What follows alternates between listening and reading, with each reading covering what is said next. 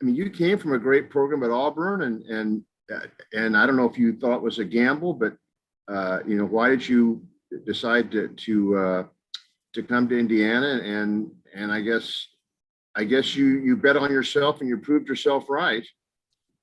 Yeah. I think the main factor of me transferring was, because I was having a really good career at Auburn, and I was dropping a lot of time and doing better and better every season.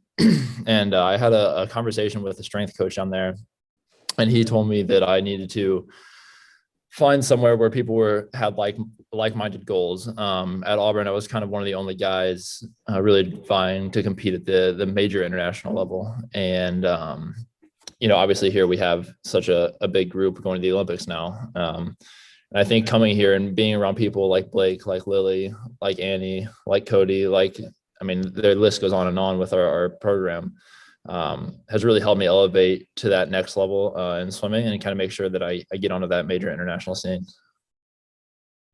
You're a big guy, a long guy. Did you have other sports you tried before you settled on swimming? Yeah, I played pretty much everything up until I was 16 when I really started to focus on swimming.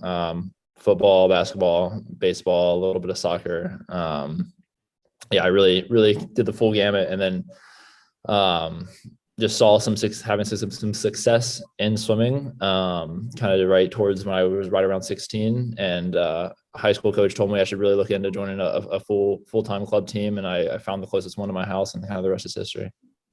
That seems rather late. You didn't full-time swimmer till 16. Did you play on your high school football or basketball teams?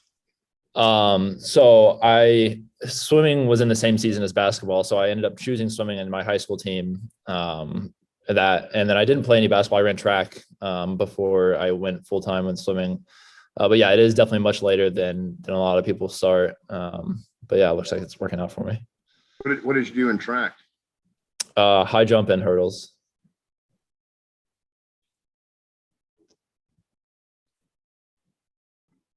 Michael Pegram.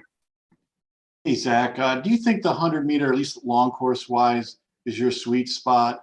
And does not making it in the other events, does that allow you maybe to focus a little bit more on the training of the 100 specifically? Will that help you?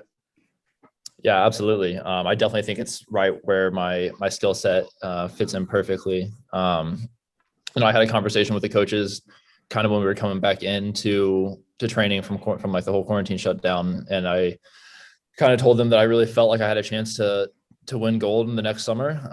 If we changed a few things in training, I could really focus in on the 100 free. And we did that, and I was able to convince them to let me trust me in that. And I put some trust in them as well, obviously, in setting up the training. But yeah, I'm very excited to be able to swim that individually at the games. But I'm also still a member of that 8 free relay from finishing 5th in the 2 free at trials. So I'm definitely not pushing that aside. We have a great chance to medal in that as well. So it's still going to be a focus. JL Curvin. Hey, Zach, you just mentioned training. Coach Luz a while back said that he feels like your best swimming is ahead of you in Tokyo. Do you feel like you're starting to hit that peak? How are you feeling ahead of the Olympics? Yeah, for sure. Everyone always says that trials is the toughest meet, and that the Olympics kind of pales in comparison. And it definitely is intense, and it definitely is nerve-wracking to get on that team because there's so many good guys in the U.S. Just trying to get their hand on the wall to get a spot on the team. And now when we go to Tokyo, it's you're just racing, you're letting loose. There's nothing that you're going to lose from racing hard, and so. Yeah, I do think that my best swimming is ahead.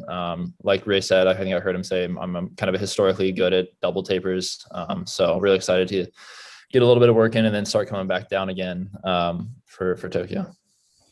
You get to go to Tokyo with a lot of familiar faces, but has there been anybody that you've reached out to for advice or just some tips, things to keep in mind? No, I haven't really reached out to anybody this week. I've been on several national team trips before this for world championships and stuff. But I'm really excited to get to camp and just, start becoming a team truly. It's always one of the most fun parts. Lou? Hey, Zach, this is Lou from the Seymour paper. I met you last year when you came over and you guys were working out there. One thing that stuck with me at the end of the training that day, when you guys were giving out all those autographed bathing caps to all the kids were there. How much of that did you guys do? Did you have many other opportunities? And when you think about the young people and the way they were looking at you that day, you were kind of like, they're star athletes. What do you hope they're doing during the Olympics? Remembering that they saw you and, hey, that's the guy I'm seeing on TV. Yeah. It's always super fun to get to interact with fans and sign autographs and stuff.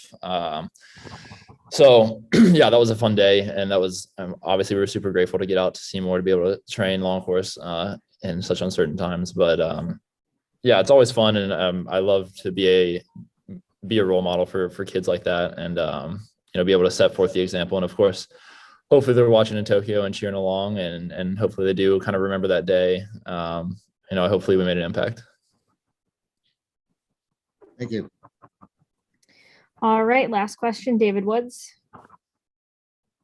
Yeah, Zach, I was wondering if you'd had a couple of turning points in your swimming career, and I wonder if it was one of them was the World University Games, where I think you won 5 gold medals and just kind of like slayed everything. Yeah, definitely. There have been several turning points. 2017 Nationals is one of them where I kind of came out of prelims, the top seed in the 100 free, and was super unexpected. It was kind of like my breakout onto the international scene. And then, yeah, World University Games was definitely a point where I could gain a lot of confidence. Going into that meet, I felt like I probably could win quite a few events, and coming out with five golds from that meet was definitely a game changer and something that gave me a lot of confidence heading into would have been the next year, but 2 years now.